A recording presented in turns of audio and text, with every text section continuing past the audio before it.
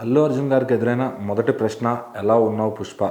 So bail violation కారణంగా అల్లు అర్జున్ గారిని రెండోసారి అయితే విచారణకి చిక్కటపల్లి పోలీస్ స్టేషన్ వాళ్ళు మళ్ళీ తీసుకెళ్లారు.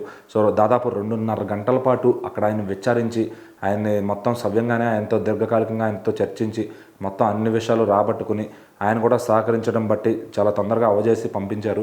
సో మరి అసలు ఆయన ఏం చెప్పారు, ఆయనకు ఎలాంటి క్వశ్చన్స్ ఎదురుపడినాయని చెప్పి అందరికి కూడా ఒక టెన్షన్ అయితే ఉండిందనమాట లోపల నుంచి బయటకు వచ్చేదాకా. సో మరి ఆయన బయటకు వచ్చారు, అంతా కూడా సవ్యంగానే ఉంది, మళ్ళీ ఆయన పని ఆయన చేసుకుంటున్నారు. అయితే ఫ్యాన్స్ అందరిలో మిగిలిపోయిన ప్రశ్నలు ఏంటంటే అసలు ఆయన ఎలాంటి ప్రశ్నలు ఎదురైనాయి, లోపల వాళ్ళు ఏమడిగారు, ఈయనేం సమాధానించారని చెప్పి. అయితే పోలీసులందరూ కూడా ఏదో వాంటెడ్గా టార్గెట్ చేసినట్టు అల్లు అర్జున్ గారు ఎక్కడ దొరుకుతారా అని చెప్పి ఆయన కనీసం ఏ5లో కూడా లిస్టులో కూడా లేరు, మరి ఏ11 ఉన్న పర్సన్ని ఆయన ఎందుకు అలా టార్గెట్ చేస్తున్నారని చెప్పి ఫ్యాన్స్ అంతా వాళ్ళ బాధను వ్యక్తం చేస్తున్నారు. మరి అయితే పోలీసులందరూ కూడా ఆయన ఫస్ట్ లోపలికి వెళ్ళంగానే ఈ ఏసీపీ అండ్ సిఐ చిక్కటపల్లికి సంబంధించిన వాళ్ళు అయితే ఈ ప్రశ్నతో స్టార్ట్ చేశారనమాట, ఎలా ఉన్నావు పుష్ప అని చెప్పి. సో ఎందుకంటే పుష్ప సినిమాలో పోలీసులందరినీ చాలా చులకనగా చేసే సీన్ అయితే ఒకటి ఉందన్నమాట.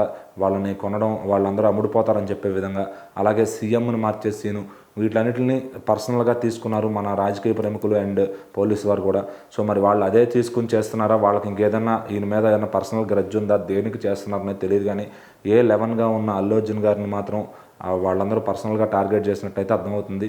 మరి 2.5 గంటలు ఆయన విచారించాల్సిన అవసరమే ఉంది. ఒక స్టార్ హీరో, ఆయన ఫ్యాన్స్ అంతా బయట వెయిట్ చేస్తూ ఉంటారు. మరి ఈ క్రమంలో ఆయన ఎందుకు ఇంత ఇబ్బంది పెడుతున్నారు, ఇలాంటి క్వశ్చన్స్ ఏంటి ఒక స్టార్ హీరోకి. సో మరి ఆయన తెలియకుండా జరిగిన తప్పుకి ఆయన ఈ విధంగా చేయడం కరెక్టేనా, ఇది ఎవరి ఈగో వల్ల జరుగుతుందని చెప్పి ఫ్యాన్స్ అందరూ ఫుల్ ఫైర్ అవుతున్నారనమాట.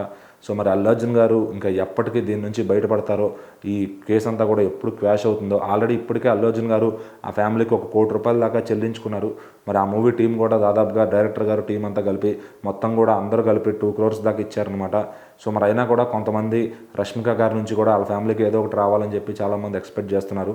మరి అసలు ఈ క్లేజ్ అనేది ఎప్పుడు క్లోజ్ అవుతుంది. ఆల్రెడీ ఆ రేవతి భర్త కూడా ఈ కేసు పైన వెనక్కి తీసుకున్నారు ఎఫ్ఐఆర్ని. సో మరి ఇంకా ఈ కేసు ఎప్పటికీ క్వాష్ అవుతుందో అప్పుడే అల్లు అర్జున్ గారు ఫ్యాన్స్ అయితే మనశ్శాంతిగా ఉంటారు. మరి అలాగే అల్లు అర్జున్ గారు కూడా మనశ్శాంతిగా ఉంటారు.